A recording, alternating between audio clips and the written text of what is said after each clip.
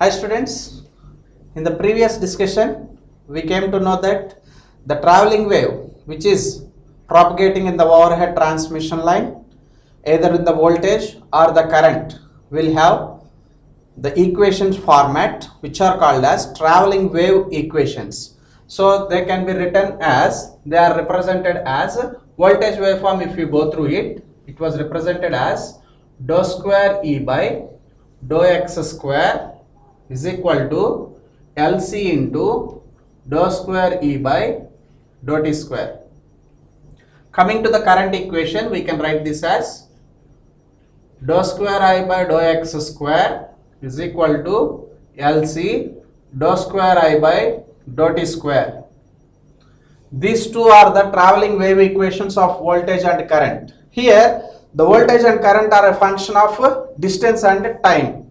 So the voltage and current magnitudes which are function of a distance x and time t has to be travelled over the transmission line, which is lossless line, for which r equal to 0 and g equal to 0 has to travel against the energy storing elements called L and C. Can be represented mathematically with its second order differential equations as dou square E by dou x square, that is variation of the quantity with respect to distance, is equal to product of L and C times that of dou square E by dou t square, because those voltages or currents are nothing but they are time varying quantities. So that we can represent this voltage and current in this format. And also the solutions for these two equations are, the voltage E is written as E is equal to, solution for the voltage equation from this expression, E is equal to F1 of x minus 1 by root LC into t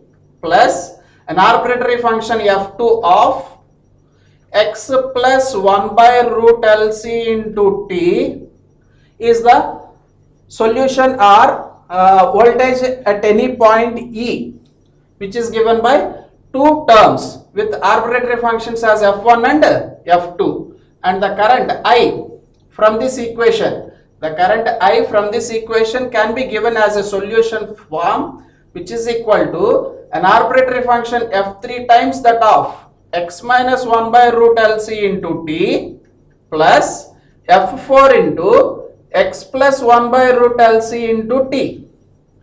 From this it is clear that E and I are instantaneous values of the voltage and current at any point of distance and at any point of time also. F1, F2, F3, F4 are arbitrary constants which will have their own significance in terms of their magnitudes.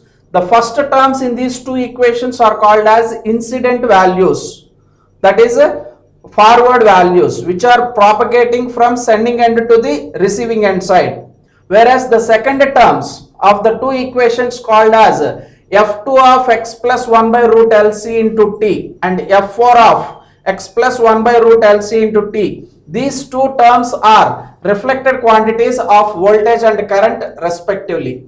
Out of this you can identify this x as a distance which is measured from sending end side for this particular case, and t is the timing instant at where we have to find voltage and current.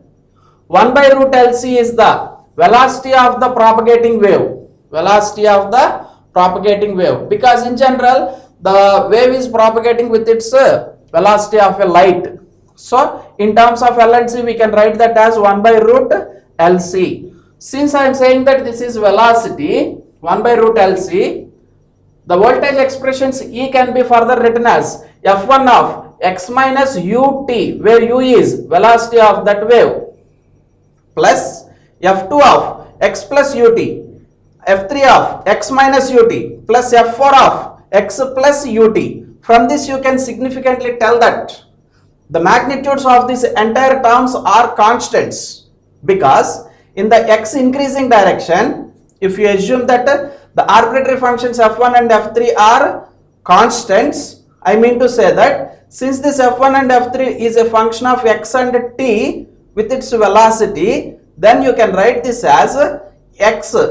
You can analyze this as, whenever this x is increasing, with increasing the velocity of that wave which is propagating, then these two remains constant because x is increasing. We are subtracting that 1 by root LC into t from this x increased value. Out of this, which we are saying that the velocity is also increasing. Thereby, the overall value will be maintained constant. Similarly, here also, the overall term will become constant because as x decreases, the velocity of the component of the wave also decreases here. So, out of these two terms in any of the quantity called either voltage or current, the very first foremost thing is the incident wave.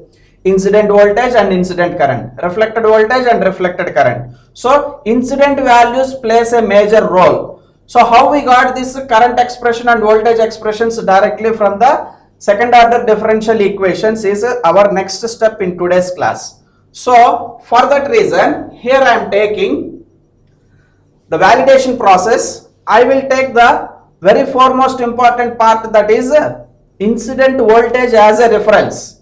So, I will take that incident voltage as a reference and I will do the simplification part so that I have to get our wave equation. If at all, if we get the wave equation, then I can call that, then I can validate the solution for this second order differential equation is in this format. Okay. Then let us start. The voltage expression E is equal to F1 of x minus ut. This is the expression. We have to simplify this expression. We have to do some mathematical analysis on this expression called incident voltage in order to get this our objective. Our objective is the derivation towards wave equation. Then reversely we can say that this will be the solution. Okay. So I started with the solution and I am going for the objective. Objective is this. Okay. So then to get this objective, I have to differentiate this voltage with respect to distance and also with respect to time. So the same thing I am doing here. First I want to differentiate. Let it be equation 1. Equation 1 is differentiated. Equation 1 is differentiated with respect to distance x. With respect to distance x. Then I can write this as dou E by dou x is equal to, as these two are different functions, then I can separate them as dou F1 by dou x minus ut as per our chain principle. X minus ut is to be differentiated with respect to our variable called x. Then dou E by dou x is equal to dou E by dou x is equal to dou F1 by dou x minus ut is to be multiplied with the second term dou x by dou x, which is equal to constant 1. Derivative of ut with respect to x, since it is a constant, derivative of constant is 0. 1 minus 0, it is equal to 1. So here the product is 1 minus 0, so that it is equal to 1. Finally, dou E by dou x is equal to dou F1 by dou of x minus ut. Let it be equation 2. Okay. Again, differentiate the equation 2 with respect to x. Then I can write this as, so what I mean to say is, equation 2 is differentiated again. Differentiate with respect to x. With respect to x. Then we can get that as, we can get that part as equation 2 will be modified as dou square E by dou x square, which is equal to dou square F1 by dou x minus ut whole square into dou x minus ut by dou x. Differentiating again with respect to x.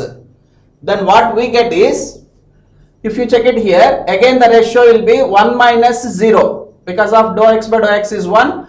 ut differentiation with respect to x is derivative of constant is 0, 1 minus 0 is 1, 1 into anything will become this value. So that I can simplify this as dou square e by dou x square is equal to dou square f1 by dou of x minus ut whole square. Let it be equation 3.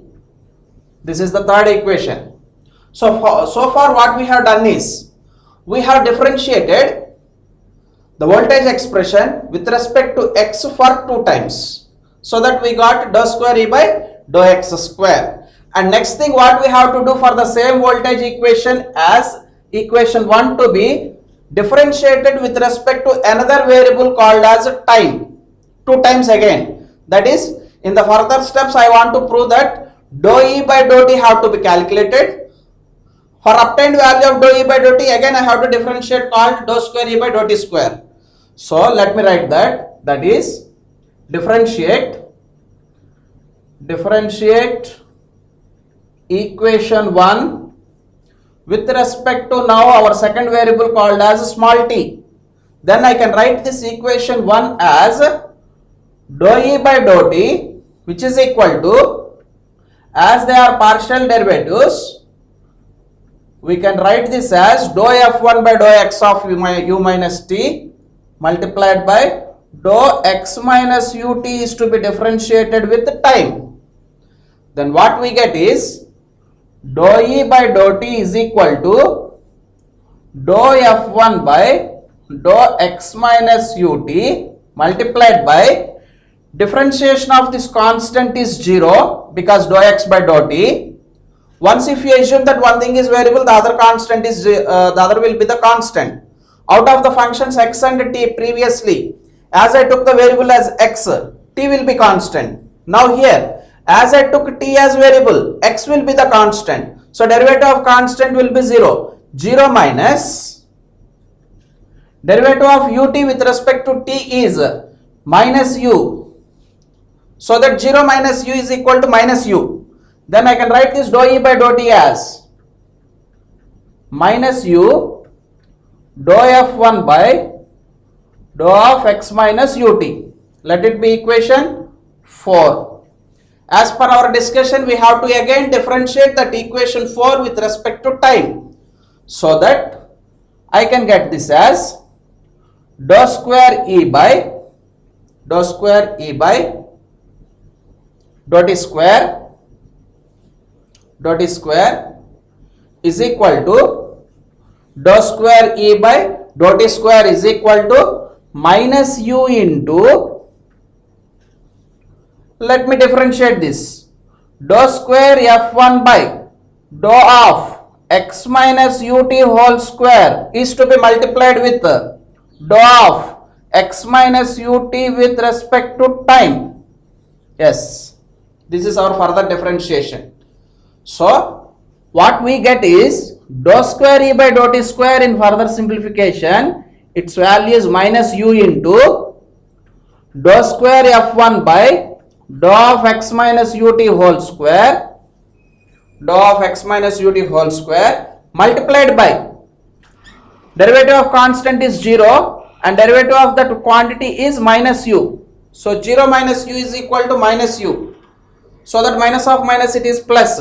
Then I will get this as dou square e by dou t square is equal to minus of minus plus u into u square dou square f1 by dou of x minus ut whole square.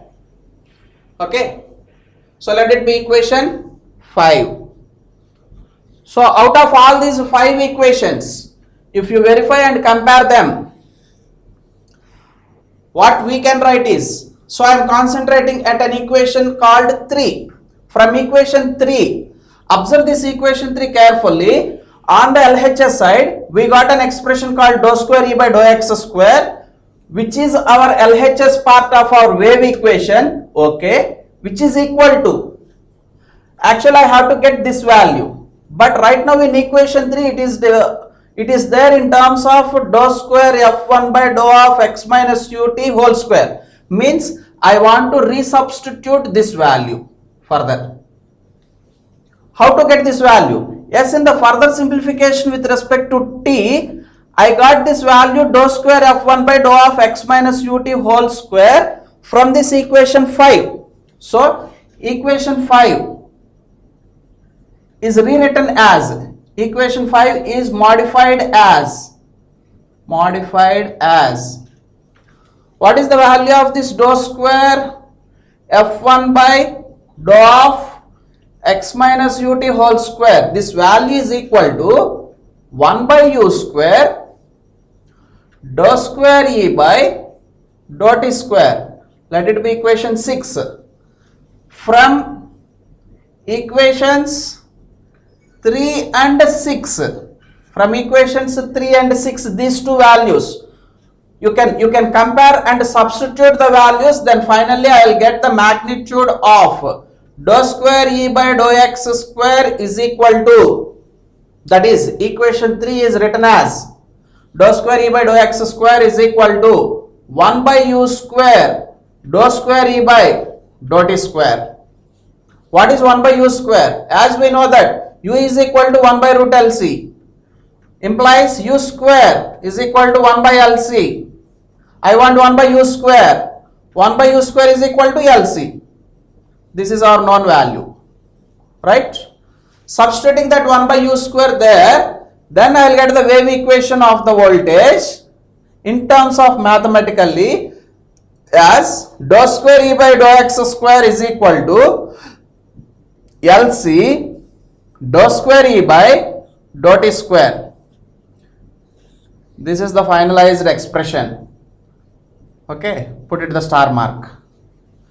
So, what we have done, if you observe carefully, I took an incident voltage which is assumed to be this as a solution. In order to validate this exactly it is a solution, I started simplifying this with respect to its variables. What are variables then? Upon that wave, the voltage depends upon, that is the voltage is a function of x and t. Voltage is a function of distance and time. So here I have differentiated with respect to x for 2 times and differentiated with respect to second variable called t for 2 times, and comparison and substituting the values, finally I can got that voltage wave equation, that is dou square e by dou x square is equal to LC into dou square e by dou t square. This is equation 7. So that equation 7 is equal to our basic wave equation.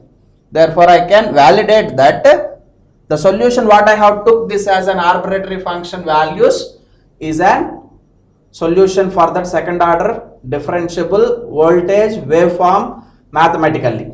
So here we proved that the traveling wave is a function of distance as well as a function of time.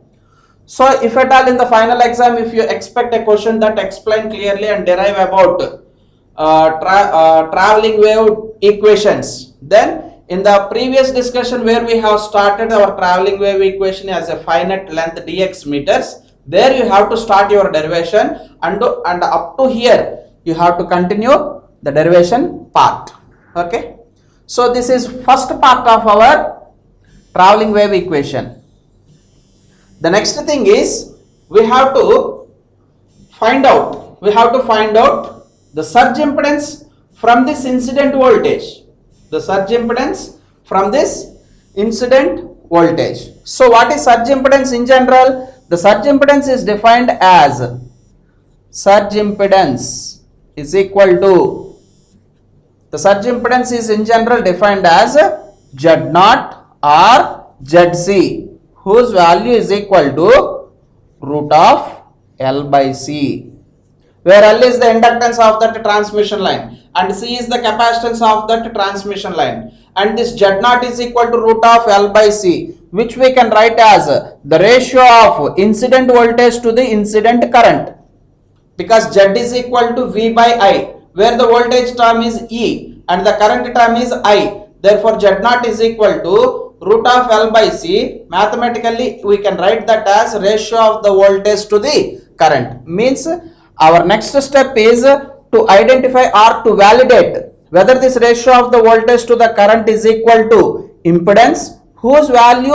you have to prove that its value is equal to root of L by C. For that reason, I will take this E as incident voltage, because we know the entire solution part. Instantaneous value of the voltage at any point on the transmission line will have both incident as well as reflected wave. Time being, this reflected wave will occur if and only if there is an incident wave. Then I have to start my analysis with this incident wave. Okay. So for that reason, here also, to validate this surge impedance value Z0 to be as root of L by C, I will take that E as an incident voltage as reference. Later, I will simplify that and will get the ratio of E to that I and will prove that its value must be equal to root of L by C. Okay. So for that reason, let me take the procedural steps. So the procedural steps are to find out the surge impedance. I will take the incident voltage E is equal to F1 of X minus UT. It's a well known. From now onwards you have to think that you have to keep it in mind that the incident voltage is equal to F1 of X minus UT is a standard formula. With respect to this standard formula, now I want to go for the ratio of, as I want to go for ratio of the voltage to the current, I will search for the current. The current in the previous formula or structure can be written as, if you check, before the finite length the amount of the current is I. After traveling the wave against a distance of dx, it becomes I of x plus dx. That I of x plus dx value, as per this Taylor series can be written as I of x plus dou I by dou x into dx. This expansion we can know that. That is, I of x plus dx value is I plus dou I by dou x into dx. Then the difference of the currents before and after the partial length of dx meters is the amount of the current that is passing in the shunt branch. That is, I of x minus I of x plus dx is to be calculated now in order to find the shunt branch currents. What is shunt branch current? The shunt branch current is against the conductance called as GDX into E, because I is equal to Vy. This is V and this is Y, plus the capacitor current. What is capacitor current? The capacitor current is CDX into dou E by dou T. CDX into dou E by dou T. So this is the value of the shunt branch currents, which you can identify that as difference of the currents before and after partial distance of dx meters. Then we know the equations. What it is? I minus dou I by dou x into dx is equal to GE plus CdE by dt of dx. So plus I and minus I get cancelled in our simplification part. Then I can write this as minus dou I by dou x into dx is equal to GE plus C dou E by dou T into dx. For a long transmission line, the G is equal to 0 for long lines. We can compare the value of this G with the XC also or BC value. Then G value is very small, so that we are neglecting here. Then I can write this as minus dou I by dou x is equal to C into dou E by dou T. C into dou E by dou T. So this equation will be the formulated equation or the basic equation for our surge impedance calculation, as all of us know this value. Okay, let it be equation. After 7 I will put it as equation 8. In this equation 8, I want the magnitude of this dou E by dou T if you check carefully. For that reason, I will first differentiate this voltage incident wave. E is equal to F1 of x minus ut with respect to time. Then I will substitute here so that further simplification will be continued. Then Let me differentiate with respect to time.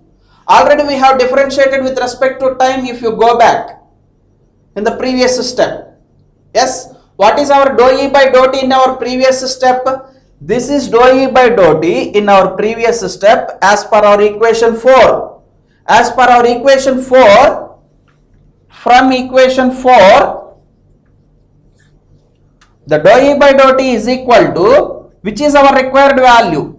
Which is our required value? Dou E by dou t is equal to minus u into dou F1 by dou of x minus ut.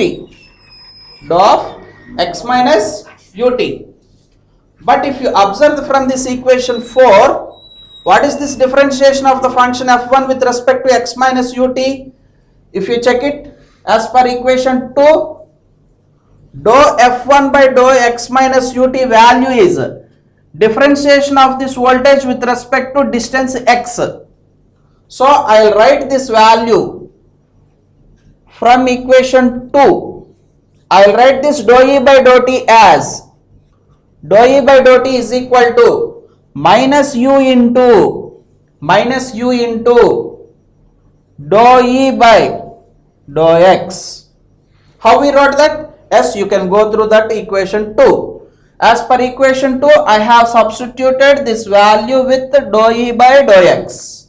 So finally what I want to tell you is minus dou I by dou x will become the value which is equal to minus dou I by dou x. Minus dou I by dou x is equal to C into the C multiplied by dou E by dou t. What is dou E by dou t?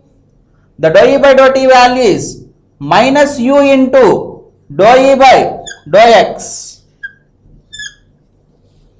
Okay. So minus dou I by dou x is equal to C into minus u into dou E by dou x. So further we have to simplify it. Minus and minus will be get cancelled, so that we will continue. We'll have a further steps.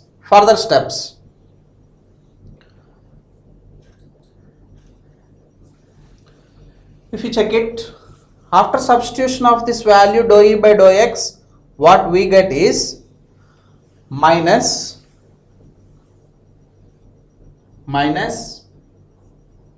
dou I by dou x is equal to C into minus u dou E by dou x. Yes, this is the value what we got. Okay. So on both sides this minus get cancelled in our simplification part, and let me differentiate. Let me integrate on both sides with respect to x for further simplification. Then we get is integral dou I by dou x into dx is equal to C u are constants. I have to integrate this voltage dou E by dou x with respect to x. Okay. What is our objective? Our objective is to get the value of z0, which is equal to E by I, whose value should be equal to root of L by C. This is our objective. Finally we have to get that value. So in our continuation part we came up to here. In this, if you check it in the simplification process, we get this value as integral dou I is equal to Cu into integral dou E. Okay. Then which is equal to integral dou I is equal to I, which is Cu integral dou E is value E. So that I is equal to CUE, where I is the current, C is the capacitance, U is the velocity of that wave, E is the voltage wave. Then as per our requirement we want the ratio of this voltage and current. Rearrange the terms. On rearranging the terms I will bring this I to this side, then E by I will become C into U. Sorry, this is 1 by CUE, E by I. As in the rearranging part, I will bring this I to this side, Cu will get that side, then I will write this as 1 by Cu. 1 by Cu. Then what is E by I? As per our discussion, it should be the surge impedance, which is equal to 1 by Cu. What is 1 by Cu? If you check that 1 by Cu value is 1 by C into, if you check that 1 by Cu value here, what is that? 1 by Cu value is 1 by C into 1 by U. 1 by U is root LC. In the simplification process, we get this as root C times. Then 1 by Cu is root of L by C. Then I can write this as root of L by C as our surge impedance. So the surge impedance value is Z0, which is equal to E by I, which is equal to root L by C, whose unit is ohms. Whose unit is ohms. In this way, we can derive the surge impedance of the transmission line, which is formulated from our basic incident voltage. From our basic incident voltage. So this is called as incident voltage or forward voltage. With respect to that forward voltage, we have formulated all this, and finally we proved that the surge impedance Z0 is equal to root of L by C. Okay. And in the next, we are going to see the power, energy and power of a surge. Energy and power of surge. Okay. So the energy and power of a surge is to be calculated for this traveling wave, because whenever this transmission line is subjected to transient part, no, at that transient part, whenever it is carrying some waves which are having steep increment and a slow decay process waveform, that steep increment and slow decay process waveform will observed to be as a transient, which will be associated with its energy loss and power waste. The energy loss and power waste. So now we are going to see how much amount of energy and power is observed on a surge. So in general, because we assume that it is a lossless transmission line, for this lossless transmission line, R is equal to 0 and G is equal to 0. The only elements left over in the transmission line modeling is inductor and capacitor, where those two comes under energy storing elements. Means whenever a surge is occurred on the transmission line, the entire energy will be stored. Partial amount of energy is stored in the capacitor and partial amount of energy is stored in the inductor. So capacitor stores the energy in the form of electrostatic field.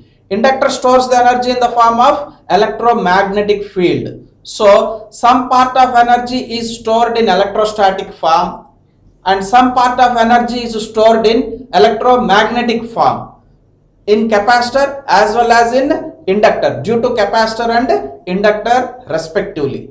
Okay. So if we check the magnitudes of that energy and power,